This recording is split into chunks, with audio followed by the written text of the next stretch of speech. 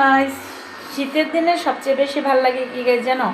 নতুন নতুন তরকারি ওঠে না, ওইগুলো অনেক ভাল লাগে। আর তাছাড়া যেমন এই যে কাঁচা টমেটো, কাঁচা টমেটো, তারপর হচ্ছে মানে তোমাদের সাথে শেয়ার করতে আমার ভালো লাগে।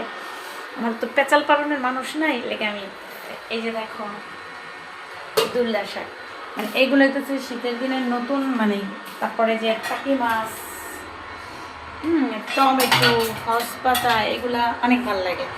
আর যেটা নিয়ে আমি তোমাদের সাথে মেন ভিডিও করার জন্য আসছি এখন, এই যে পুষ্টি তেলটা আছে না, এই পুষ্টি তেলটা আমার অনেক ভালো লাগে। কি জানো, আগে কি করতো, তেল ছুটানোর টাইমে একটা কি জিনিস দিত, তেল অর্ধেক করে দেয় পুষ্টি তেলে। এই যে আগের মতন মোটকা মোটকা খুলবা হয়ে যাবে। আর এই যে বসুন্ধরা তেল, তারপর আরও তেল আছে না, ওইগুলোর ভিতরে ছুটে দিয়ে গেলে মানে তেল পড়ে যায় অনেকখানি। এই তেলটা খুবই ভালো, মানে আমার ভালো লাগে। তো টাটা রান্না করি, পুড়ে দিতেছে।